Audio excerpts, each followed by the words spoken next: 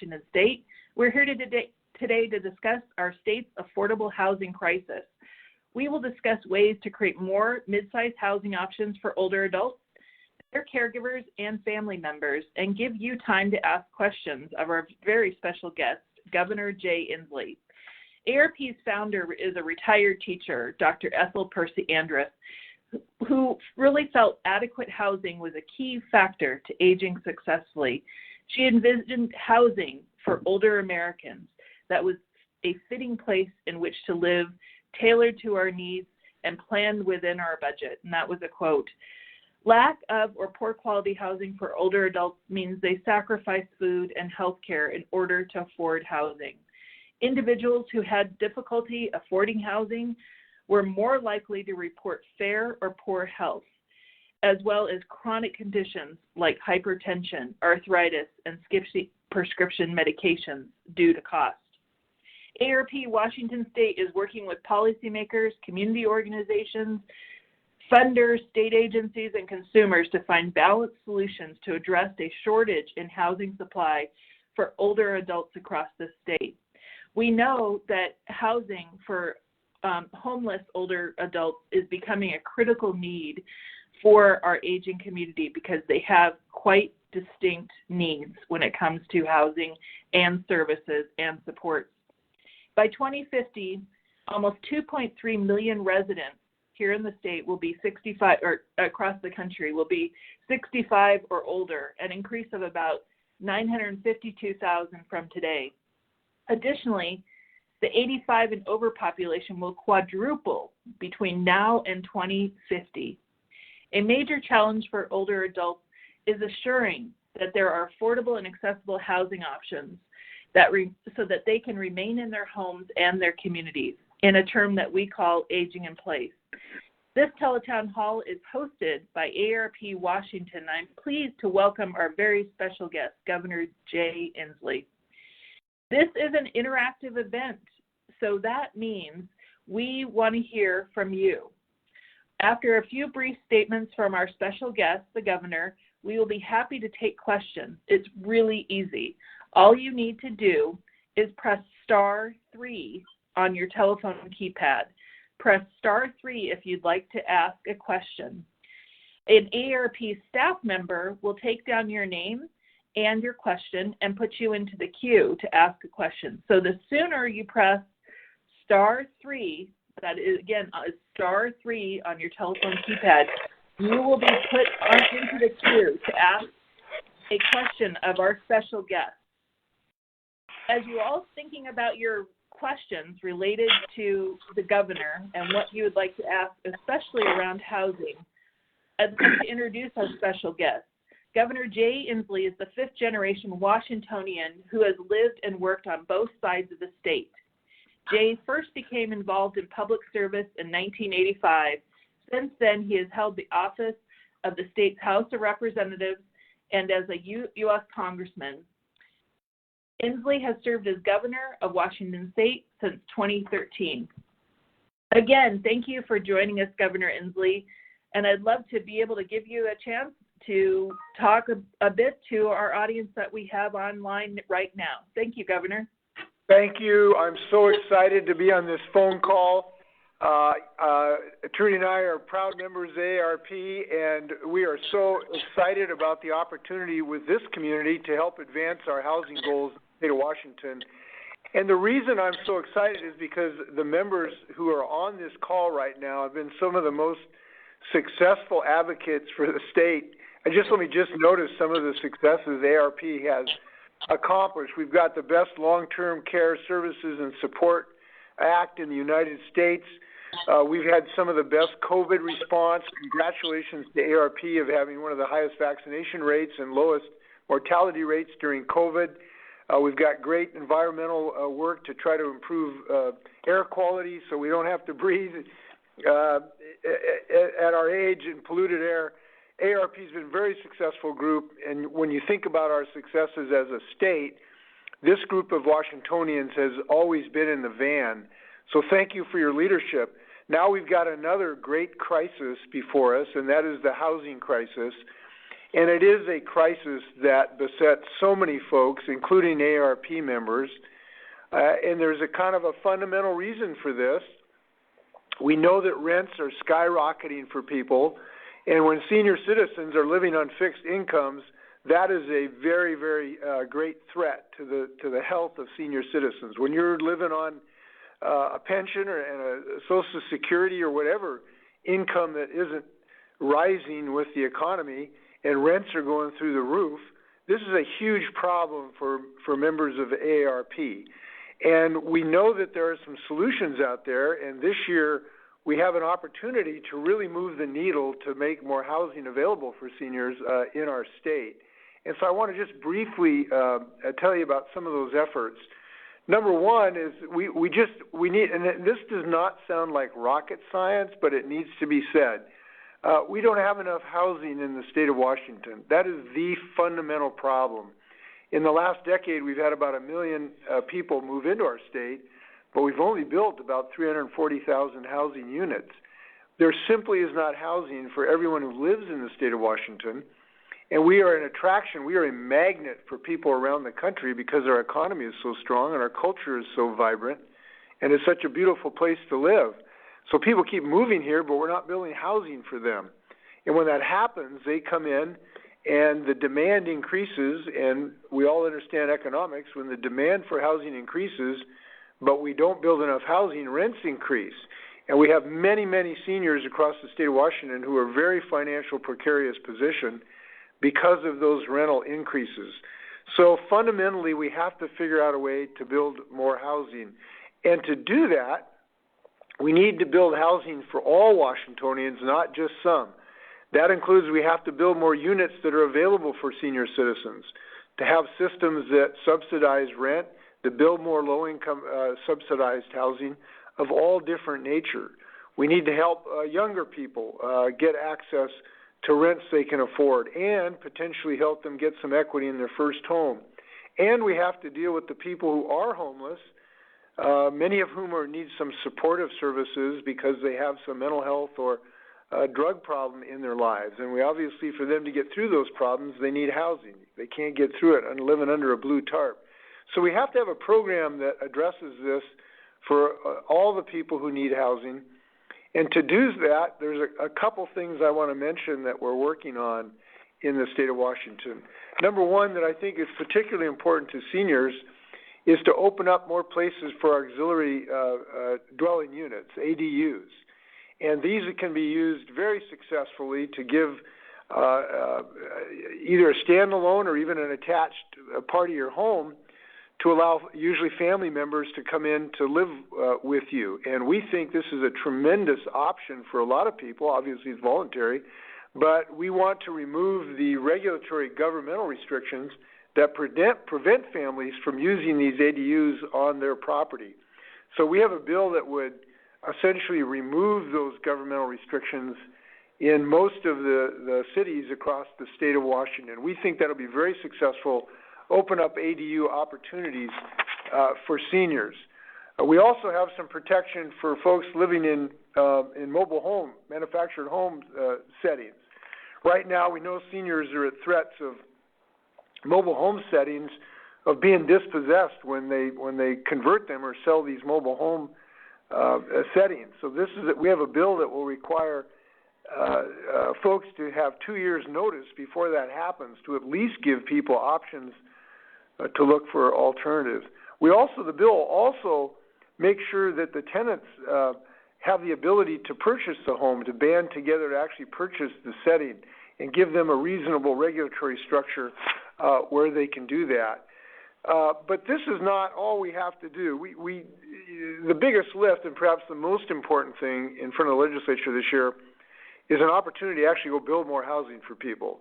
And I'm calling on the legislature to generate $4 billion to go build like 22,000 units of housing financed over the next 6 years with a bonding issue to expand the bonding capacity of the state of Washington so we can actually build housing for people. Fundamentally, that's what we have to do because the private market is not able to service housing at the rate seniors need to actually be able to afford. So we want to make available $4 billion to build housing, including senior housing, in a whole host of contexts across the state of Washington. We have a huge group that's working to support this effort. And it's not just ARP, it's the business community, the labor community, the good government groups, healthcare groups that understand how important housing is to senior health care. And so we've got a lot of steam behind this. The House is now considering this option, and I'm really glad to be on this call to talk to people about how they might participate in that dialogue, because everybody on this call has a voice, and everybody on this call has a First Amendment right to share their opinions, whatever they are, with their legislators. So this is a really, really timely call. The next 30 days is going to be very important 30 days in Washington history. And the question before us is, are we going to succumb to rampant homelessness in seniors and others, or are we going to take the bold, big steps? And I believe we need to go big so people can go home. So I'm looking forward to your questions and ideas, and even some gentle criticisms. In fact, we wouldn't be a day unless we receive some gentle criticisms. So I'm looking forward to this. Thanks for having me. Thank you, Governor Inslee. And for folks who have just joined our call, this is your chance to hear from and ask Governor Inslee your questions related to housing. Again, press *3 on your telephone keypad if you'd like to ask a question. You will be connected with an ARP volunteer or staff person who will take down your question and put you in the queue to ask a question for Governor Inslee. Again, on your telephone keypad, press *3. We already have several really great questions. I'd love to start with John from Vancouver. John has a great idea. John, would you like to share your idea? Yes, my question is to the governor, is the Vancouver barracks, which has been abandoned. There's a commissary store down there. I'm a Vietnam veteran, so I go down there, and I see these empty barracks down there. They've got heat in them. They're well maintained. They've got cooling in them. They have water in them, showers, bathroom facilities. So my question is, if it's good enough for the Army, can the can the homeless people use them to live in? Well, interesting question. You know, they were good enough for Ulysses S. Grant, who served he was there. He was there. You didn't serve with him, did you? I mean, no. No. Marshall was there. You know, Eisenhower's boss. He was there. No. It's an amazing history at that fort, and I think I'm familiar with some of the buildings you're referring to. Those are the kind of creative ideas that I'm glad you've brought it up. And I will do some checking on that to see if there's any possibility there. We are looking for every possible building that we can make available for housing. We are buying, for instance, a number of motels that really aren't doing very well as motels, and we're converting them into housing. I just went to one in Spokane. We converted an ill-used motel to 100 units of housing to get people out of a homeless encampment in Spokane. So we are scouting the state for existing structures to repurpose. I will check on this. I do know that those buildings are used a lot by the community for community meetings and community cultural events. I've actually been to a couple down there, so I don't know if they're reserved for that purpose or not, but I will check it out. And, I appreciate your creative suggestion.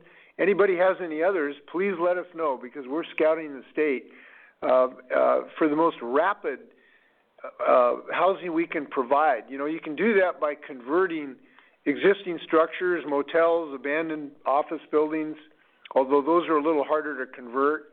We're also looking for the most rapid transitional housing that we can do, like tiny home villages. You know, you've seen these places where they have like 8x10 standalone buildings that have a locked door so people have privacy, and they build a community where you can have hygiene and food. And these are very, very fast to deal with the folks who are homeless. it's only a temporary approach, but we don't want people to have to wait for 6 years till buildings are built. So we have to do kind of both. We have to build more, permanent housing as fast as we can, but I do believe we've got to take more rapid movements, kind of the kind you suggest, to do conversions of existing buildings as well. So I'll check this out. Thanks for your service during Vietnam. We really appreciate it. Be well. Thank you for your question. And again, if you'd like to ask a question from the governor, press *3 on your telephone keypad. Now I want to go to Lloyd in Vancouver, and I've heard this quite a bit. Is seniors are really feeling the burden of rising rents. Lloyd, would you like to ask your question? Yes, I'm 84 years old and fairly good health. I keep waking up every morning at age 84, so I have to think that a little bit. So, anyway, I served in the National Guard for 6 years, so I put in some time to help the country. And right now, the way the rents are rising, I worry each day if it's going to go up again. And I make $23,000 a year in Social Security and a small pension as a printer. And that helps quite a bit, but I can see how the rents are going to get ahead of what my income is. So I have 2 daughters, but I don't want to impose on them. So in the olden times, we used to live with family, but they're kind of busy all the time today. So I don't know how that would ever work out. So anyway, that's what I worry about. Well, Lloyd, at 84, having served in the Guard, we wish you didn't have any worries in life.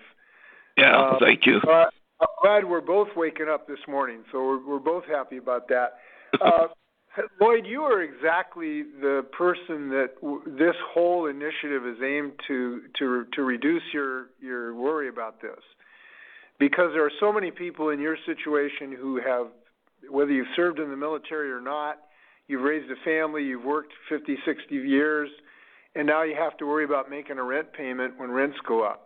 Life shouldn't be quite that hard. So, this whole initiative we have here, the next 30 days we're going to try to pass, is to build more housing and create more options so that you don't get those rent increases. And I consider this a really high priority of the state of Washington. And everything that I talked about in my opening statement, I do believe are aimed, and I think will have some success in trying to restrain those rent increases. Now, in your case, you mentioned families. Open up these ADUs, these auxiliary dwelling units, allow families to add a little more square footage. You might put a standalone, relatively small thing in your backyard. You might add something to your garage. This allows families more options where you have a little more square footage where you live, and you can bring in your family member on at least to your lot. I think that will be a good option for some families, not all, but some. I actually remember in my youth, we had my great-grandfather in what we now call an ADU in the backyard of my grandparents' house in Enumclaw. And he was an interesting guy. He worked on the railroads at the turn of the century. He had some good stories. I have his railroad watch now. So that was kind of a precursor of what we're trying to do more of and give families an option to do that.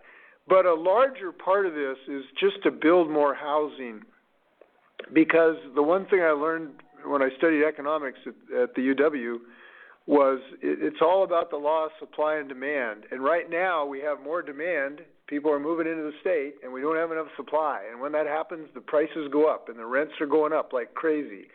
So we have to we're not going to restrict the number of people giving birth to kids, and we're not going to restrict the number of people coming into the state. So the option is to build more housing, and that's what this is all about. So I can tell you that I do think we have some really good progress we can make this year. Look, if we put $4 billion into housing, that's going to really help supply.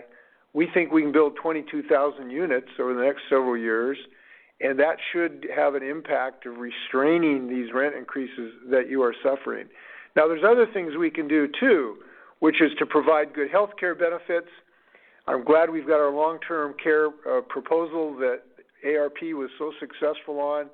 We've got to look at appropriate, pension benefits and the like. There's more things we can do for seniors. I'm glad that we're doing so many nutritional programs to people get food as well. So this is not the only thing we can do for seniors, but it is absolutely critical. Lloyd, thanks for your service. I look forward to your 85th birthday. Thank you, Governor Inslee. And if you'd like to ask a question of the governor, press *3 on your telephone keypad. You will talk to an AARP staff person who will take your name and question.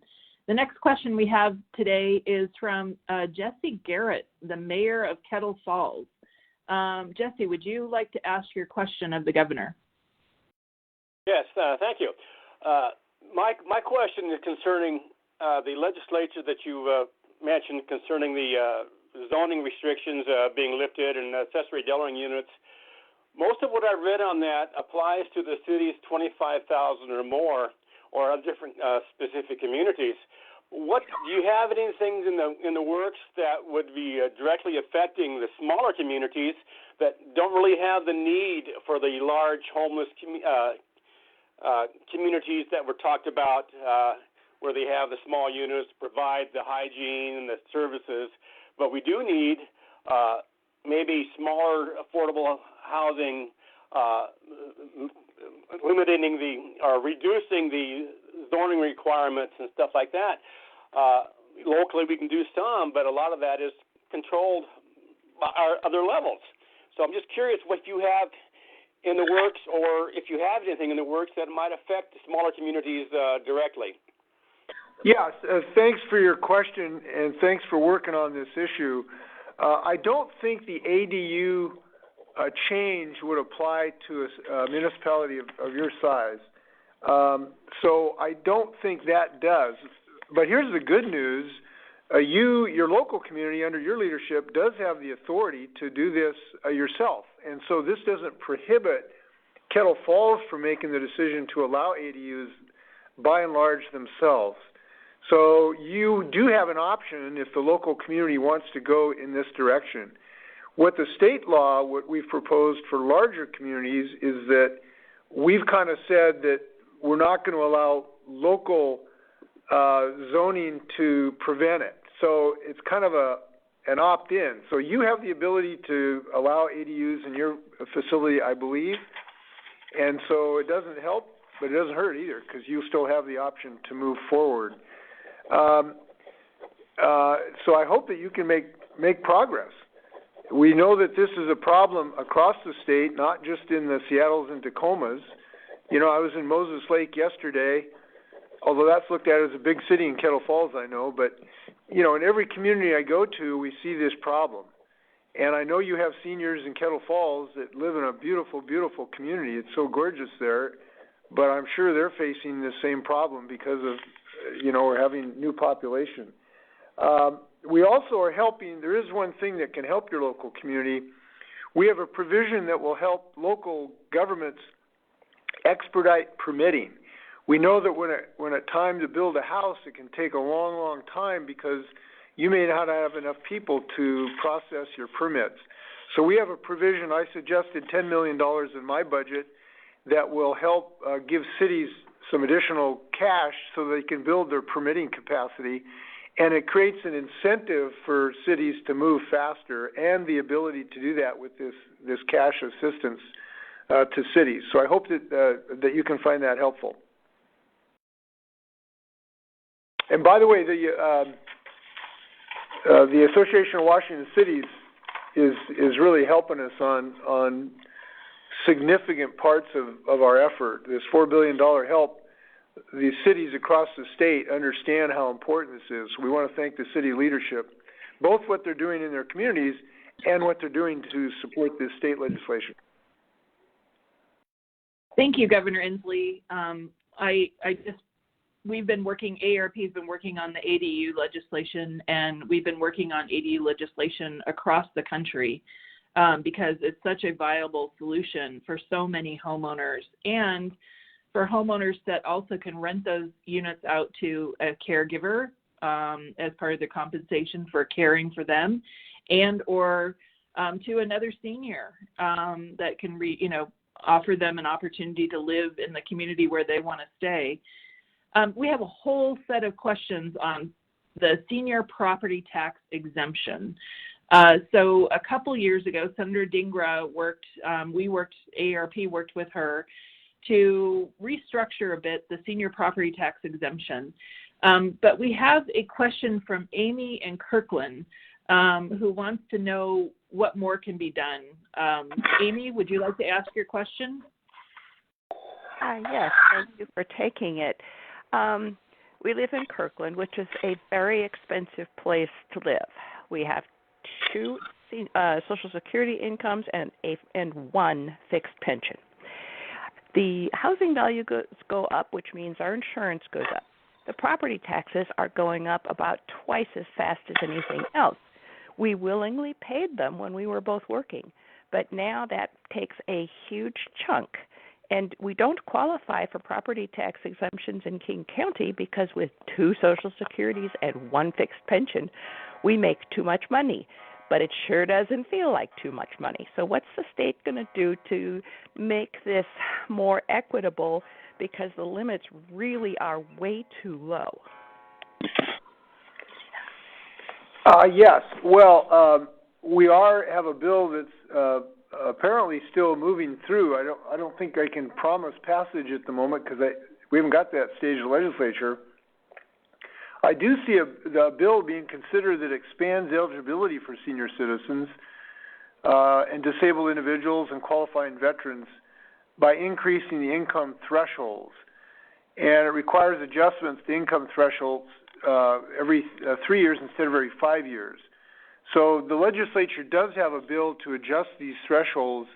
I don't know for sure what would help in your particular circumstance, but I think the legislature is aware of this concern. And again, this is just a manifestation of the huge increase in housing costs that have risen faster than these thresholds have.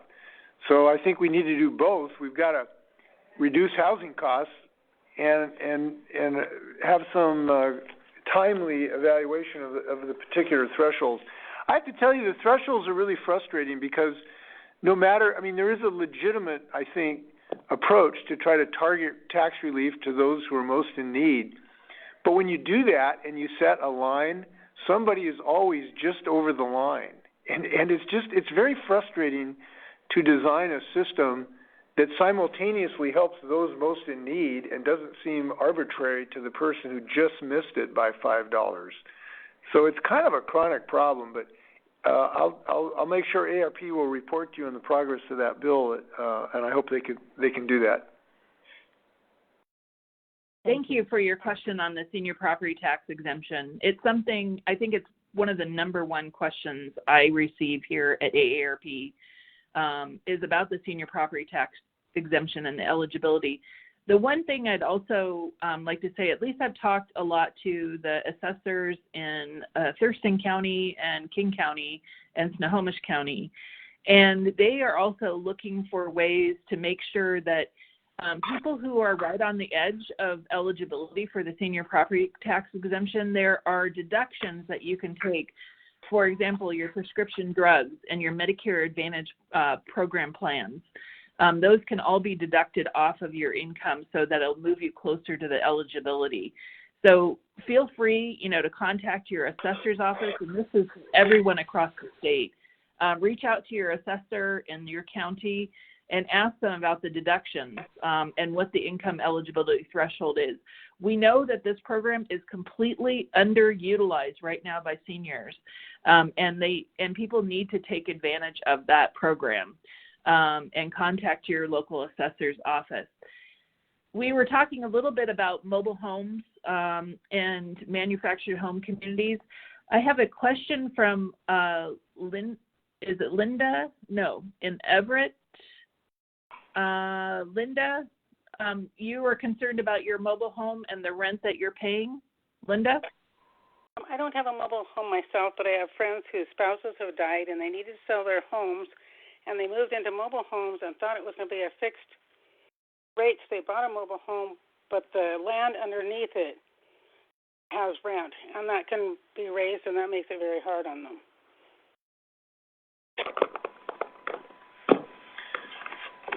Well, listen, I know that that is a complex issue when you have the mobile home and the land in different pools, if you will, and we're trying to do a couple things.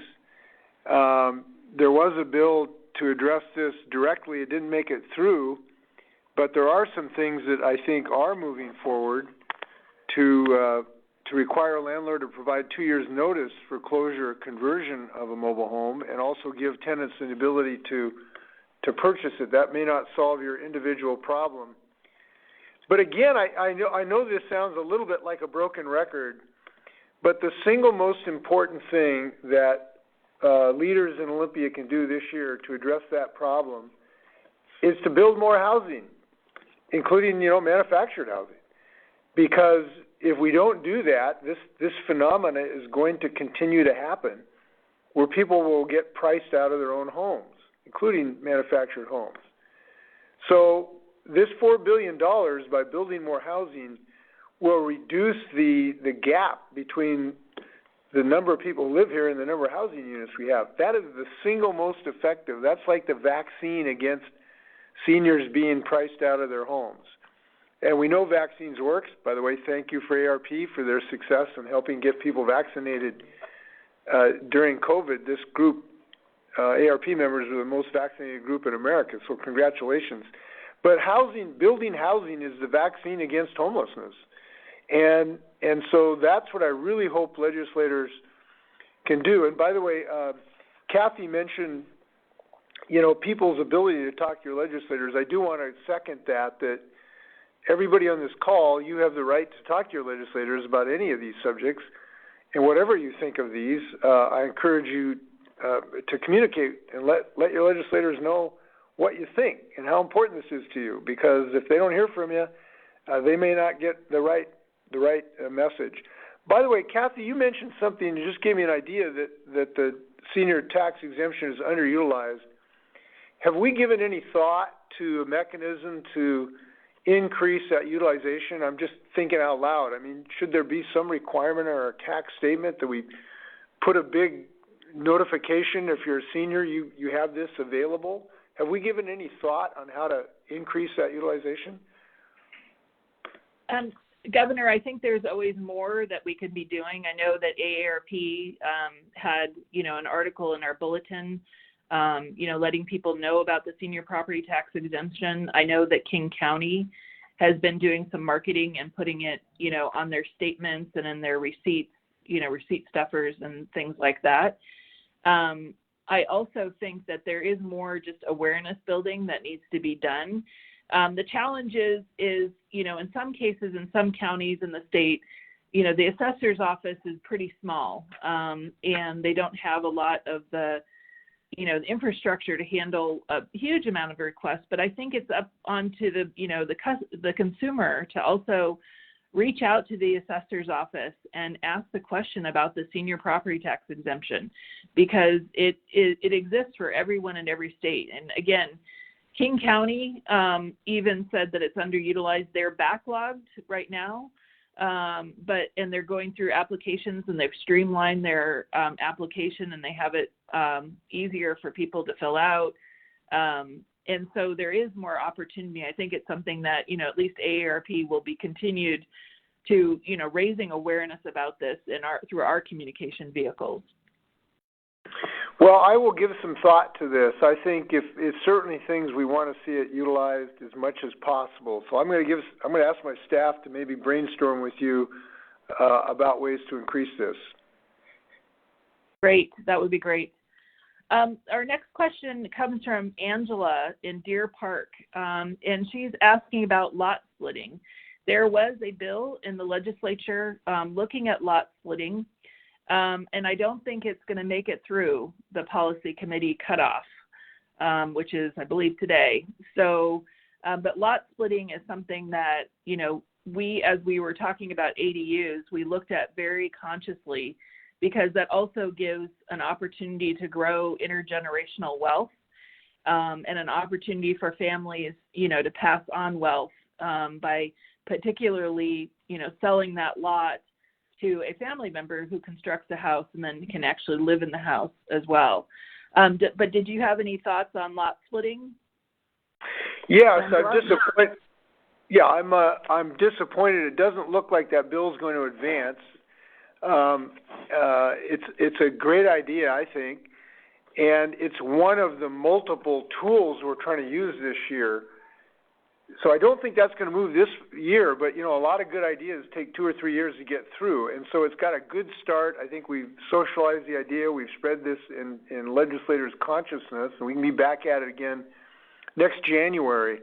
It is just one of the things we can do, though, to increase housing in this regard. As you know, there's also a bill to increase housing around transit, what we call transit-oriented development, to increase housing options close to our transit corridors and our rapid bus stations and the like. So that bill, I think, is going to make it to my desk, and that's an important bill because we have huge numbers of places where we can build more housing, apartments, triplexes, duplexes, you name it, that now we're prohibited from doing so because of local zoning requirements. So I'm happy about that. There's another bill that would extend that general idea of providing more housing throughout larger areas around the city. I hope that bill gets to my desk. So the lot splitting didn't make it, but I think there will be other bills get to me that can increase housing options. I really like the idea of intergenerational wealth.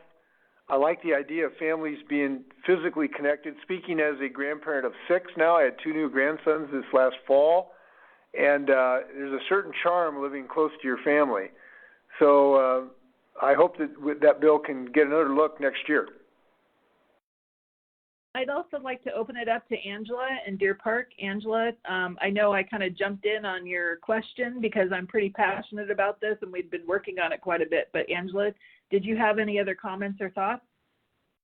Well, I do. I mean, for the most part, you guys have already answered everything, and I appreciate that. But one thing that bothers me, and I'm sure that you guys are well aware, is, back in the day, seniors were respected. And I'm only 56, so I'm not quite there. I'm getting there.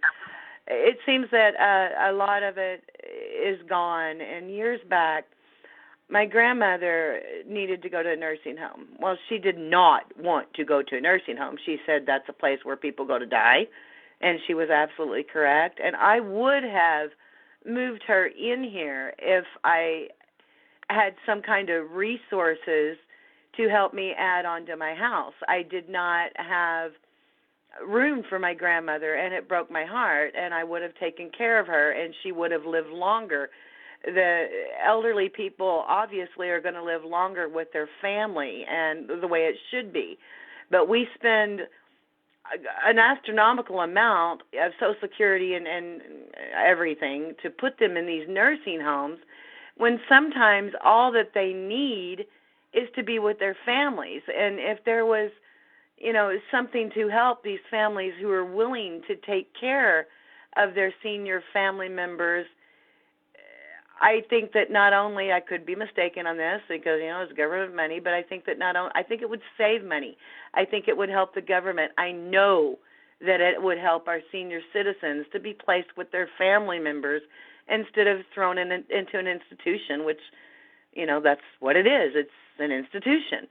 And it was heartbreaking, and I have absolutely no doubts in my mind. That's why she died. She did not want to be there. She wanted to be with me. I'm done. Well, Did I lose you guys? No, we're still there. And this is something that, on the good news, I think our state has been leading the country, actually, trying to provide more options of that nature and have people not just in large institutions. We've been very good at providing subsidies for people to have in-home assistance in this regard for relatives, and we've continually tried to increase our resources available for that. But that's been more on the personnel side rather than the capital side.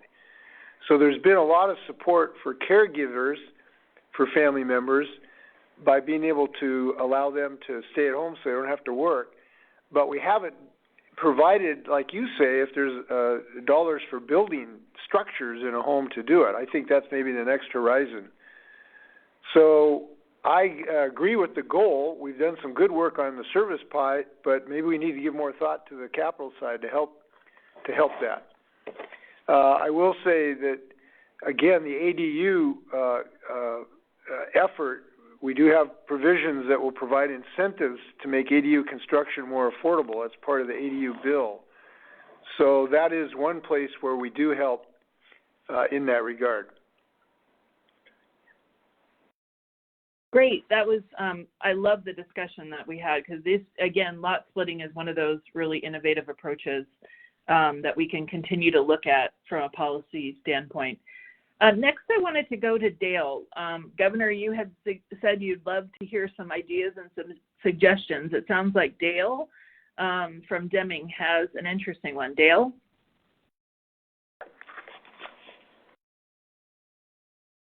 Dale, are you there? Are you talking Dale or Bill? This is related to the in Deming. Well, that's my address. I mean, yeah. I live in Glacier. But okay. Did you have a question about the reestablishment of the Conservation Corps? Yeah, that's me. Okay. Go ahead and ask your question or make your statement. Yeah. Or share your idea. Okay. I would like to see expansion of the Civil Conservation Corps. It was very successful on a federal level during the Great Depression. My grandfather did that and enabled him to get a 40-acre farm and grow up. Washington State has a conservation corps that's a resemblance of that, and I've always thought it should be expanded. And I think it could be expanded now, both in scope and funding, and it could serve as a pre-apprenticeship program and build a whole bunch of tiny houses. Kids get a good work ethic and build their homes, starter homes and move on. So that's my general comment: is reestablishment of the CCCs. Yeah, it's an intriguing prospect. There's a variety of things we're doing that are working along those lines. One, we're establishing a climate corps this year of mostly young people who are available to do like energy efficiency work in homes to help put in new insulation and the like. So that's one way we can help. And we have been huge supporter of apprenticeship programs because we know we have a huge need for carpenters and plumbers and electricians. So we have multiple ways that we are building apprenticeship opportunities for young people in the state. I haven't seen a proposal on a federal basis like the CCC, but I know it's been considered. One of my first votes I ever cast, in fact, the first vote I ever cast in Congress, was to establish the AmeriCorps program. And I see these AmeriCorps Corps young people all over. I was at a place in Kitsap County last week, seeing them building food growing opportunities that are providing food for a lot of senior citizens. So we have the beginnings of this. It's not under a giant federal umbrella like the CCC, but essentially it's doing the same kind of work. And one of the ways we are financing that is through our Climate Commitment Act that is, as you know, we have a really good law in the state of Washington preventing pollution from carbon dioxide, which is causing climate change. And that's generating billions of dollars, and some of that's going to be used for exactly the kind of thing you're talking about, including this climate corps of people doing this kind of work. So I think we're living true to the spirit of the CCC and even the WPA, which there's a log cabin near where I live in Kitsap County built by the WPA in 1936. And it has the little bronze plaque of the name of the people who did it. And I'd like to see some names of our young people on some more building like that. Great suggestion. That's a interesting thinking. The next is a question that we have from Paula in Spokane Valley, and this is about how do we kind of ensure homes are going to be affordable. Paula, would you like to ask your question? Yes, thank you. There was just a brief mention in local newspaper, and I think there was a blurb on TV as well about something possibly working its way through the legislature regarding trying to make housing more affordable for starter homes for families. And it also had a little, caveat that probably the building association people would probably push back on this.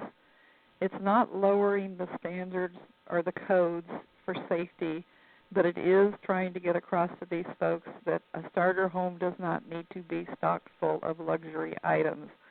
So something along the lines of a very basic home that's clean, safe, and healthy could be built for considerably less, as long as they can get those ideas relaxed, because a lot of that is basically the building trades are pushing for the more luxurious models.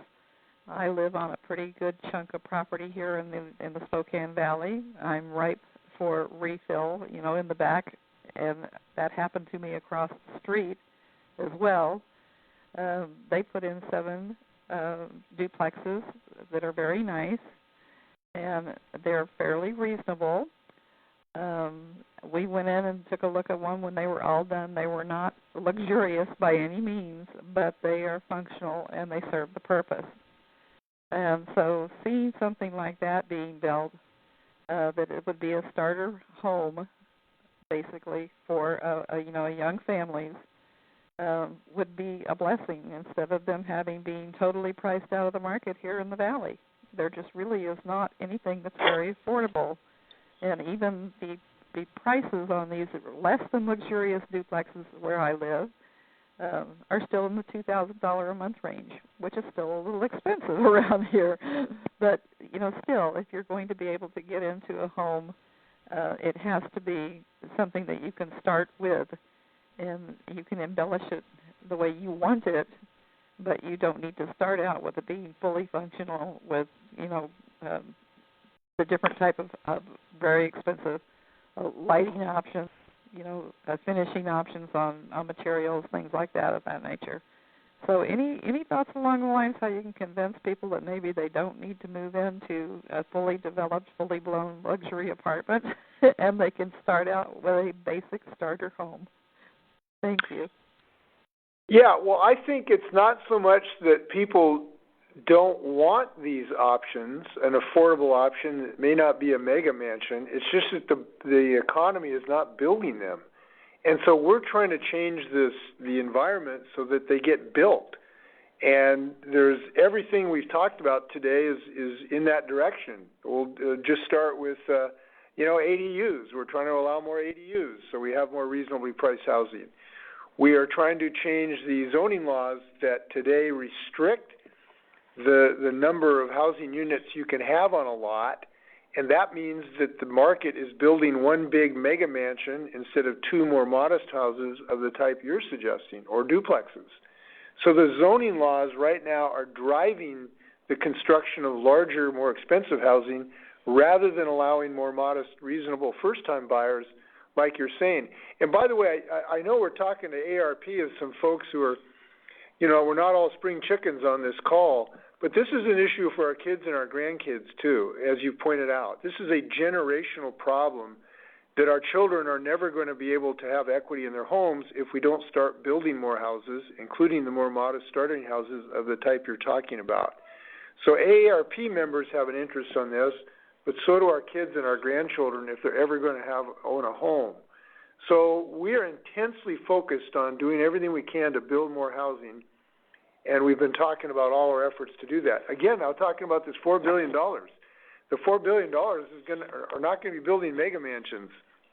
It's going to be used for more modest dwelling units, some of which are first-time home buyers as well. So I think you have said something that we don't talk enough about that, though, too, is that I do think our culture has, to some degree, created expectations that have not been really healthy. I'll give you an example of that. I grew up in the Seattle area. Trudy and I were high school sweethearts, and when we were in Seattle, We kind of liked living. We had homes that were comfortable, but the homes that were built in King County 10 years ago were twice as large as the average home built in 1970. Twice.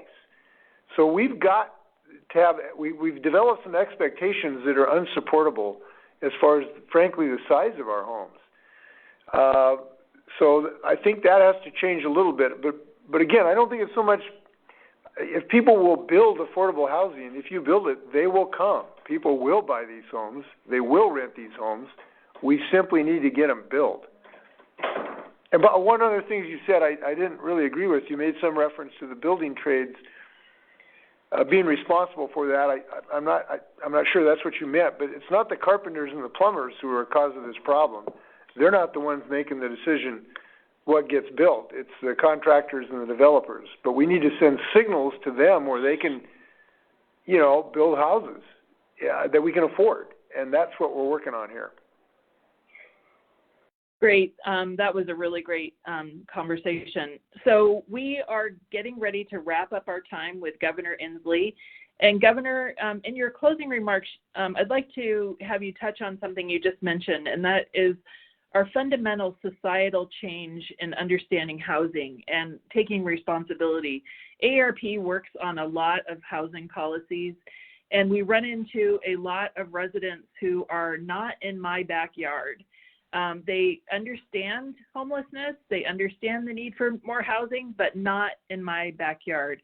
And in your closing remarks, could you just kind of address this issue? It seems to be the biggest one, at least we're experiencing, and if you've experienced the same thing. Thank you. Well, yes. There's an interesting psychological phenomena that leads to this not in my backyard feeling that is quite almost universal. It's about change. And people frequently are kind of resistant to change. It's a new idea. We can get anxious about it. We don't understand exactly what the future holds. And so people can be very resistant to change. But it was interesting. There's a Senator John Lubbock, former state trooper here. He said something I thought was really profound the other day. He said, everybody shares two contradictory feelings. One, they hate change and are fearful of change. And number two, they can't stand the way things are. And those things are kind of contradictory. We don't like homelessness. We don't like encampments of people living in squalor and starting fires and to some degree associated with crime. We don't like that in our communities. We don't like that there's people with untreated mental health, people walking on our sidewalks that make us afraid sometimes. We don't like to see rampant drug abuse without getting people into drug treatment. We don't like those things. But to do something about it requires change, including building more housing and having sometimes more dense housing. And so if we're going to solve this homelessness crisis, if we're going to have mental health treatment for people so that we don't have people yelling at us on the sidewalks, we're going to have to build more housing. And that's just a simple geophysical fact. And so we have to do it in a way that embraces and listens to the concerns of neighborhoods when housing is proposed, that tries to ameliorate concerns about traffic or noise or visual issues. But we have to build more housing because we're not building any more dirt. We're not creating any more acres in the state of Washington. And so we've got to, as a society, to figure out a way to do that. And all of us, can play some role in that. We've tried to realize that we have to change, and we have to change in a way that embraces people's concerns in the most tenable way. But we got to improve. This is not sustainable in the state of Washington. I just can't stand the thought that the evergreen state would become an ever-homeless state and every other street corner would have tents on it. I don't believe that's acceptable to us in the state of Washington. And have seniors that have to worry, like Lloyd did, about people who served in the National Guard now have to worry about having a place to live because rents are going through the roof. That's just not acceptable. And that means we've got to build more housing. So we're working on that. I'm just going to close. I think we're at the point of wrapping up here, so I'm just going to make one closing comment. I've enjoyed this conversation. I got some great ideas from Vancouver Barracks on down. And I would encourage people to get to know your legislator. Legislators in the next month are going to make some big decisions here. They will have big impacts on AARP members. And whatever you believe, whatever your persuasion is, I encourage you to share them with your legislators. It's a good time to be engaged. And thanks to AARP giving people a conduit, a voice, folks need to be heard.